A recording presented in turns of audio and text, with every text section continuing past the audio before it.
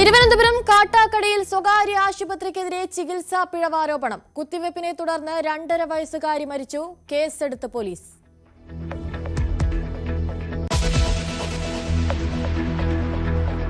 നിയമസഭാ സമ്മേളനത്തിന് ഇന്ന് തുടക്കം. ശബരിമലയും ചികിത്സാ പിഴവും സഭയിൽ ഉയർത്താൻ പ്രതിപക്ഷം. നേറ്റിവിറ്റി സർട്ടിഫിക്കറ്റ് അടക്കമുള്ള സുപ്രധാന ബില്ലുകളും സഭയിലേക്ക്.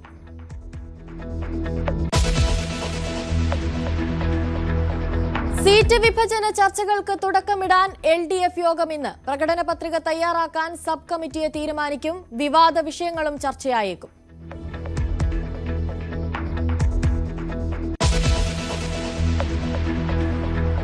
കേന്ദ്ര തെരഞ്ഞെടുപ്പ് കമ്മീഷൻ പ്രതിനിധികൾ കേരളത്തിൽ. മുഖ്യ തെരഞ്ഞെടുപ്പ് ഓഫീസറുമായും ചീഫ് സെക്രട്ടറിയുമായും ഇന്ന് കൂടിക്കാഴ്ച. തീവ്ര വോട്ടർ പട്ടിക പരിഷ്കരണത്തിലെ തുടർ നടപടികളും ചർച്ച ചെയ്യും.